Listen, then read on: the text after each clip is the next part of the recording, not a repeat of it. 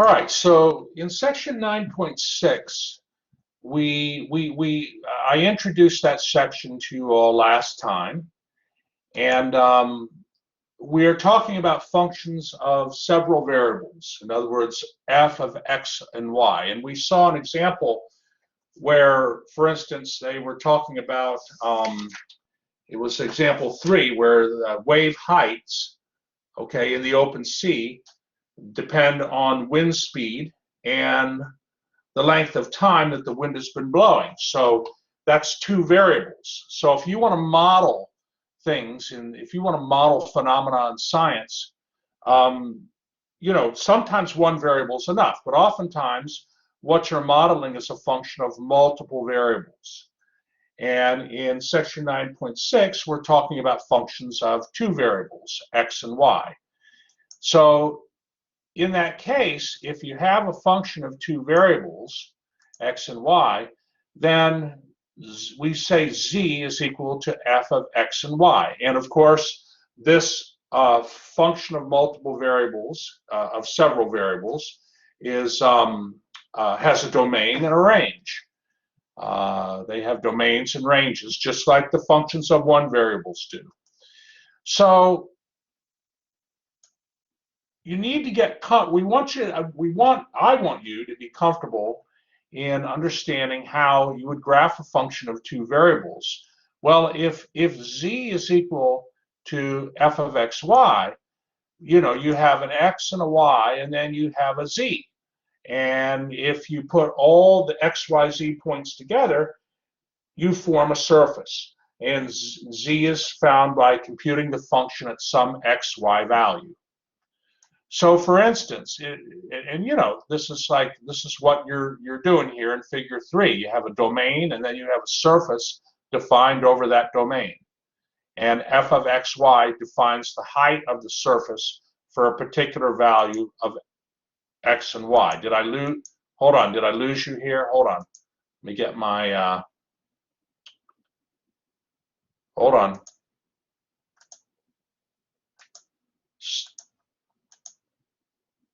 Okay, so we're good.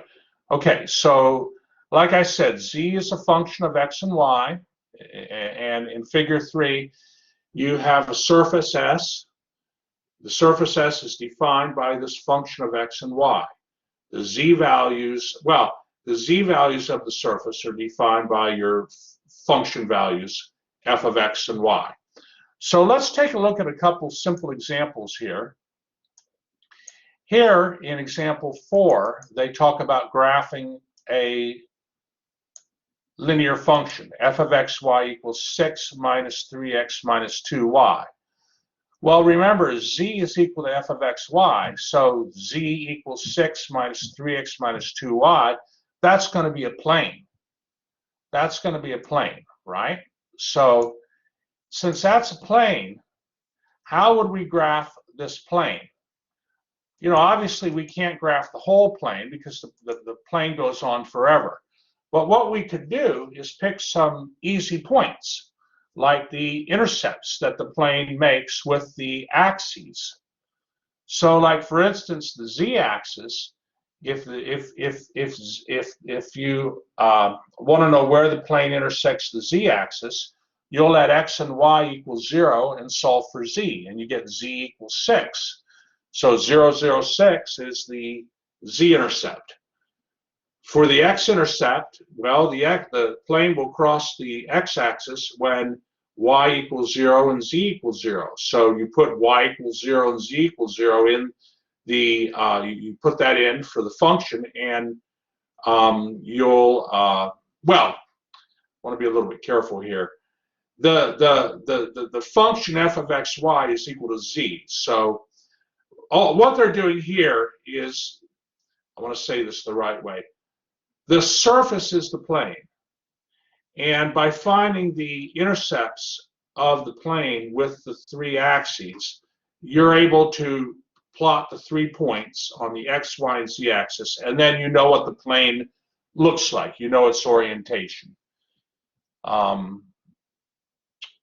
Okay, so, and they detail here,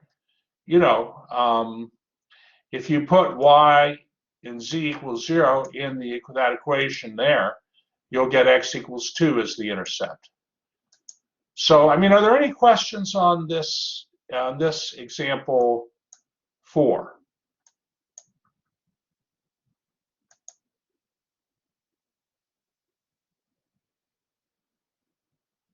All right. Well, let's move to example 5. Let's move to example 5. Example 5 here, you want to sketch the graph of the function f of xy equals x squared.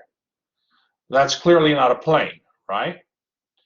So they make a comment here that the equation of the graph is z equals x squared doesn't involve y. It does not involve y.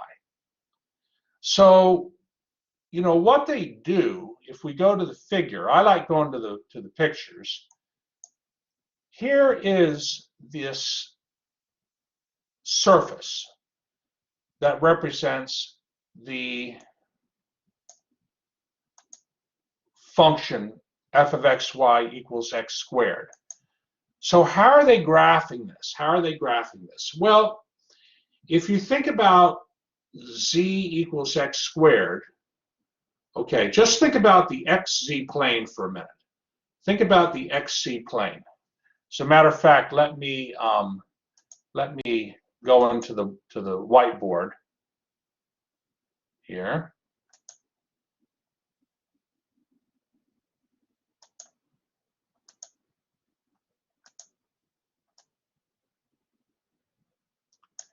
And I'm going to draw two axes.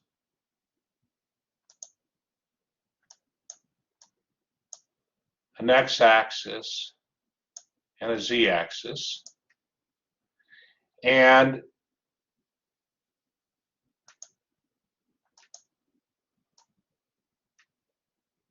z equals x squared. I mean, we know what y equals x squared looks like. So, you know, z equals x squared would just be a parabola, right, in the xc plane. So if you're dealing in 2 dimensions, this is going to be your you know, your graph of z equals x squared. But we're dealing in 3 dimensions. So think about what's the variable that's not being talked about here. If you're thinking in 3 dimensions, what variable's not being mentioned here? The y variable. And what does that tell you about y? Good, everybody. Y can be 0. It could be any value. Yeah, it could be any value. Now, in the xc plane, y will equal 0. But the point is that hold on here. If you were to take the parabola z equals x squared and move it along the y-axis, as they're showing in figure 5, you would trace out a parabolic cylinder. That's what it is, a parabolic cylinder. And that's how you graph the function f of xy equals x squared. Are there any questions on that? Are there any questions on that?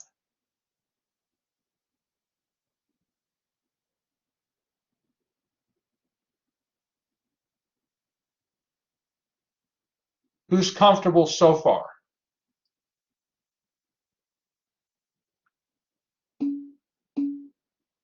Good, good. Is anybody uncomfortable? Are there any questions? You're just taking that parabola z equals x squared from the xc plane and shifting it along the y-axis, because y can be anything, any value. You see, so it's like, yeah.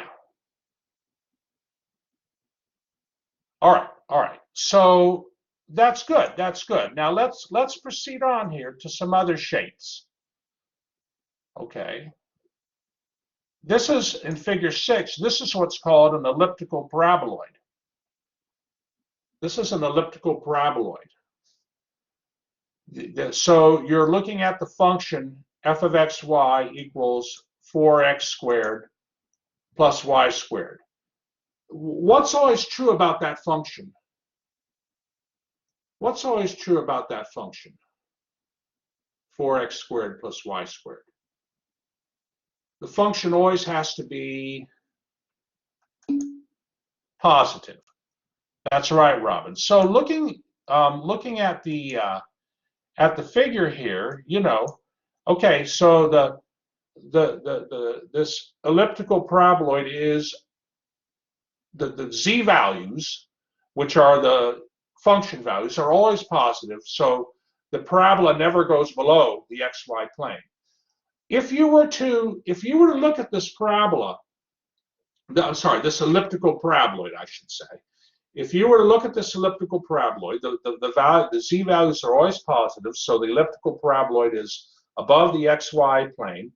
And if you were to take slices of the elliptical paraboloid, horizontal slices, horizontal cuts, which we call traces, if you were to take horizontal cuts of the elliptical paraboloid, what would those cuts look like?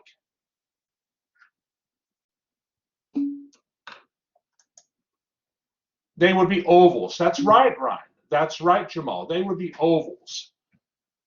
They would be ovals. So let me show you what's going on here. So, you know, you have f of xy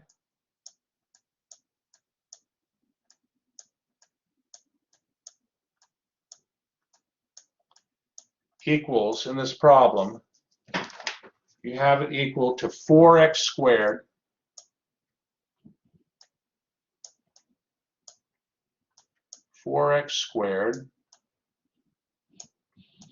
plus y squared. And f of xy is equal to z. Now, let's take some different values of z. When z equals 0,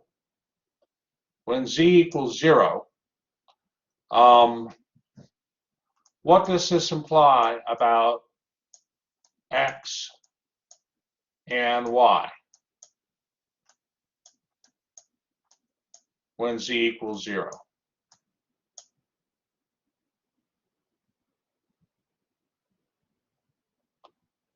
What do x and y have to be when z equals 0? Yeah, they both have to be 0. So the origin is a point on this surface. And if you remember from the picture, the surface, the elliptical paraboloid, touches the origin. Okay, these are what are called, by the way, these are called traces. And you can have horizontal traces and vertical traces. What I'm showing you here are horizontal traces. Horizontal traces are when you set the z value equal to different numbers. So when z equals 1, you're going to get 1 equals 4. Hold on. 1 equals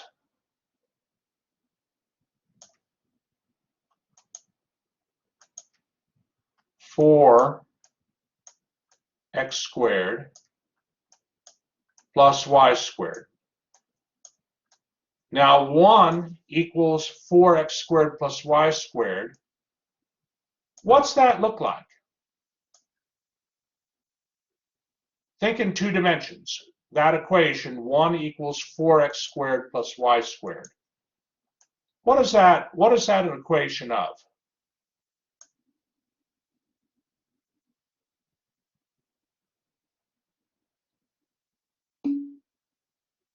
Almost right, Robin. 1 equals 4x squared plus y squared could be written as 1 equals x squared over a fourth plus y squared over 1. That's right, Jamal. That's an ellipse. That's an ellipse. So here you get an ellipse.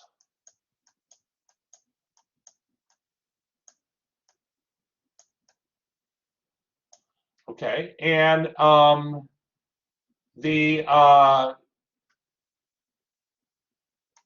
ellipse, you always remember you have your x-intercepts and your y-intercepts. So the x-intercepts are plus or minus a half,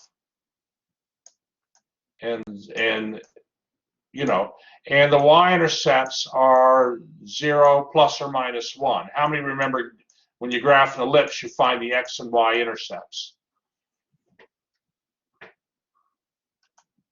How many recall that? You get the ellipse in the standard form. Yeah, you get it in the standard form. Yeah, and then you identify the intercepts. So at z equals 1, at that height, this surface, if you were to cut the surface along the z equals 1 plane, you would get an ellipse. What if you were to look at z equals 4? Okay, what's that imply at z equals 4? Well, at z equals 4, you get 4 equals 4x squared plus y squared. Okay. And that can be thought of, right? If we put that in standard form, we would get 1 equals x squared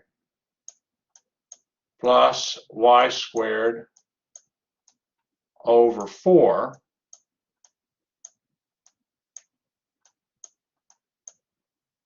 Okay.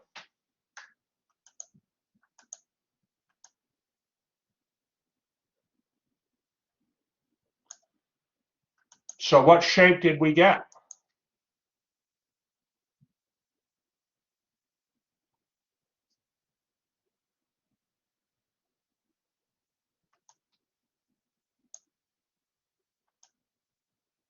Four equals 4x squared plus y squared is the same as 1 equals x squared over 1 plus y squared over 4. What's this an equation of? Oh, another ellipse. Okay, that's right, Ryan. And this ellipse, incidentally,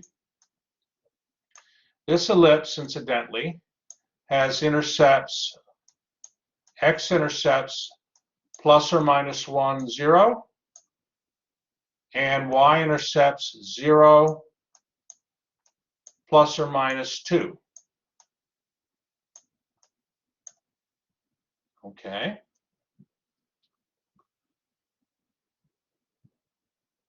So the cross sections of this surface, if we were to just look at different heights of the surface, at each height of the surface, it appears the surface, the cut of the surface looks like an ellipse. And let me ask you this, is the ellipse opening wider in the y direction or the x direction based on these intercepts? Does it appear the ellipse is opening wider in the y direction, or the x direction based on the intercepts? That's right, Robin, that's right, Ryan, in the y direction. So if we put this all together, then, okay, and if we put this all together,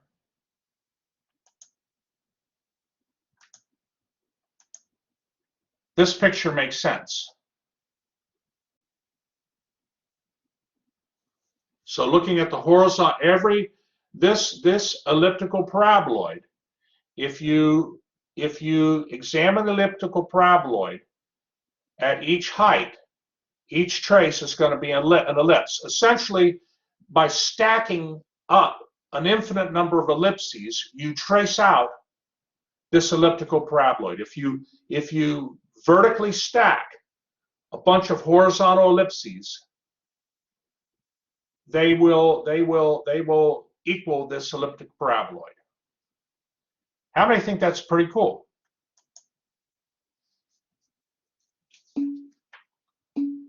Yeah. Thank you. Thank you. I agree. I agree. And you know, by looking at traces, see in this problem we looked at horizontal traces, but they have an example 7, which is going to be actually part of your homework, where they want you to sketch the graph of this surface, and this surface is actually called a hyperbolic paraboloid, and they look at vertical and horizontal traces. So they go through this example in the homework for section 9.6, and if you put the information together regarding the vertical and horizontal traces, sometimes you need to look at vertical traces in addition to horizontal traces to get an idea of what the surface looks like. You'll determine that you have in example 7 a hyperbolic paraboloid. Okay. And you know, at the origin there you have something called a saddle point.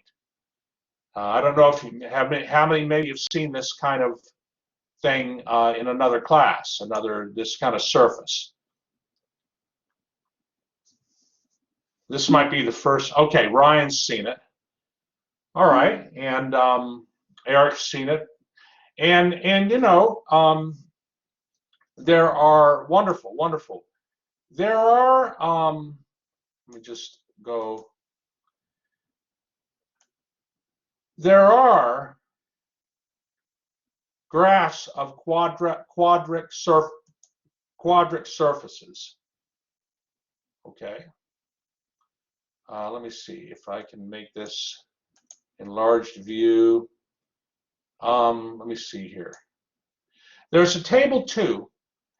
There's a table 2 in the book that gives you 6 standard type quadric surfaces. Okay, different surfaces that come up. Like for instance, an ellipsoid looks like a football. Okay, and these surfaces are discussed in the homework, so you'll get exposed to those type of surfaces.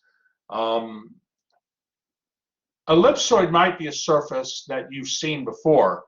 The top left. The form of the equation is given here. You know, the form of the equation is given there.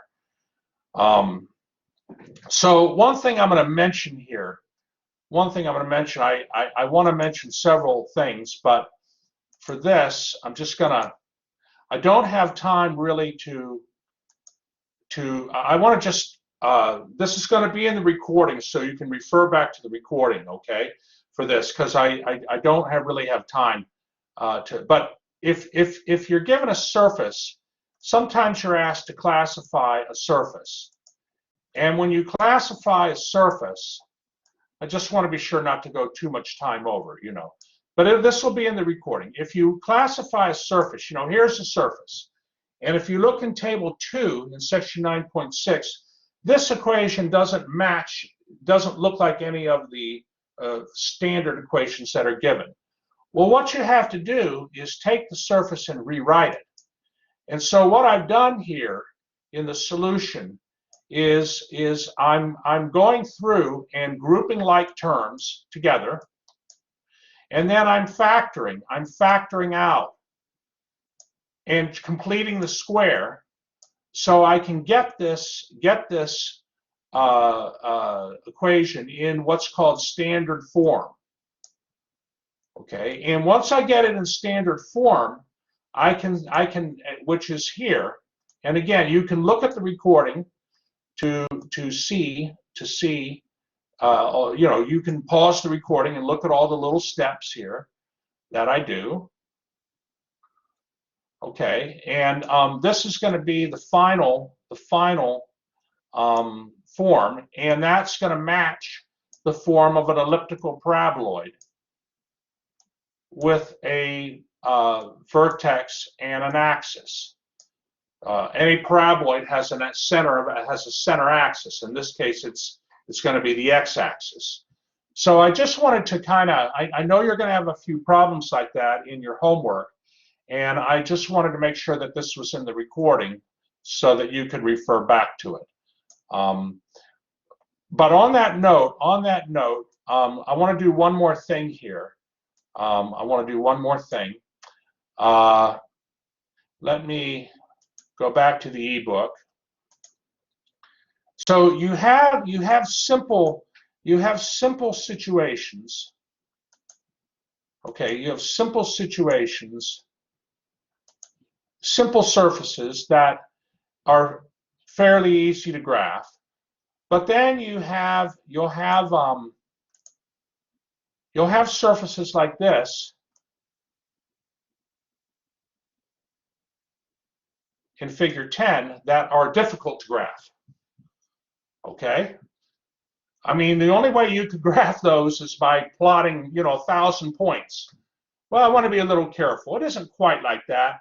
You can use some insights to graph these, but we want to use MATLAB. We want to use MATLAB to graph these kinds of surfaces. And there's a problem in your homework, a matching problem, where you have some equations and then you have some surfaces, and you have to match the equation with the surface.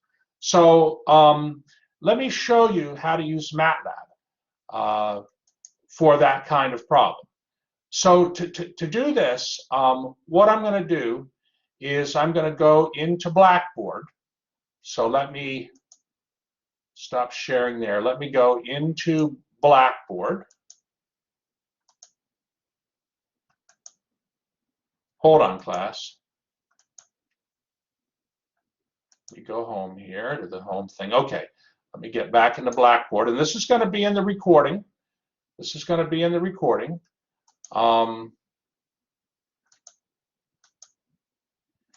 Okay, so if you, can everybody see the Blackboard okay? Is it coming up all right? Good. Good, excellent, excellent, excellent. So what you do is you go to MATLAB Programs. There's a link called MATLAB Programs. Click on that link, and then these are helpful MATLAB programs. Click here to see MATLAB programs. That will be helpful for some of your WebAssign exercises. You click there, and right away you have section 9.6. There's a MATLAB program that will help you draw surfaces. And this is something, if you go on the internet, look up MATLAB, you can get information on how to graph surfaces. But I thought I'd be nice and provide you with a helpful program. Click on the MATLAB program, and when you click on it, it's going to download the MATLAB program. It's going to download that MATLAB program, and what you have to do then is you have to have MATLAB installed on your computer so you can open up the MATLAB program. You ought to be able to, in your download folder, you ought to be able to click on the MATLAB program, and it ought to be able to open up MATLAB. Okay, it ought to be able to open up MATLAB. Okay, and my MATLAB is opened. So let me go into my MATLAB. This is only going to take a minute here. Okay, and what it does is it puts the program in the command line.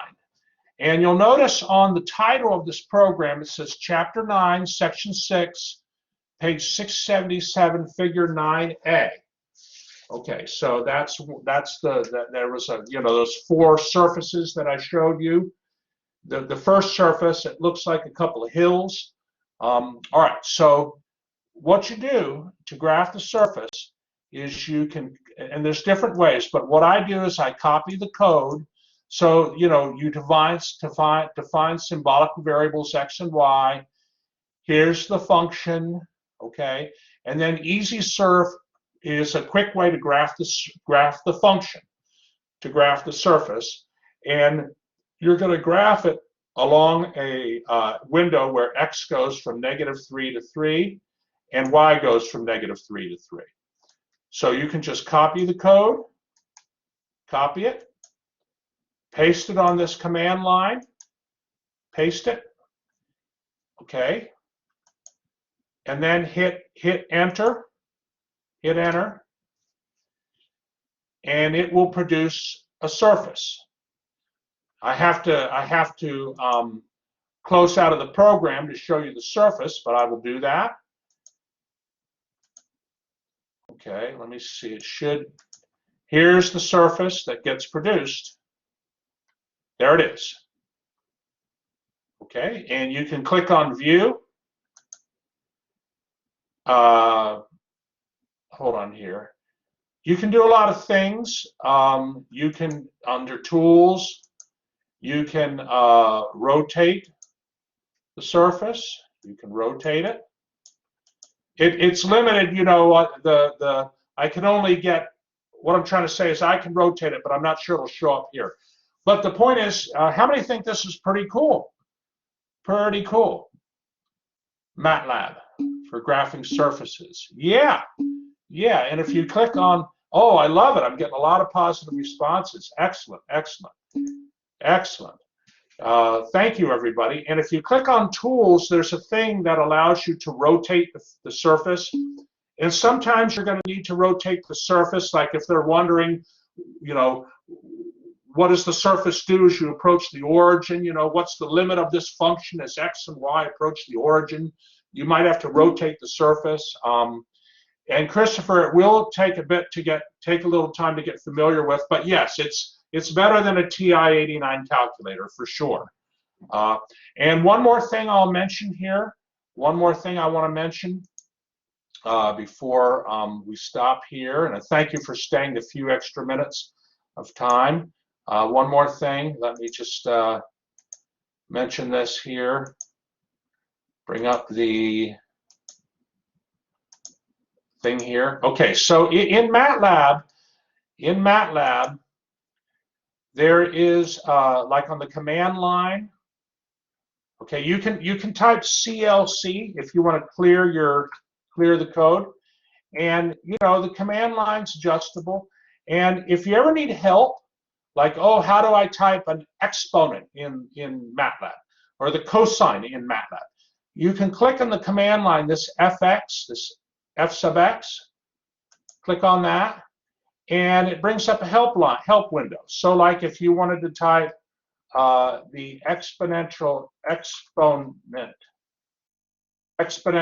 well, I want to be careful. Let's just type the cosine function. How do I type the cosine? All right, I bring up cosine, and it tells you how to type a cosine. COS is the abbreviation for cosine. So this is how you can use MATLAB to help you, and you will need to use it for section 9.6 for there's a matching exercise which it'll be very helpful on. Are there any questions at all?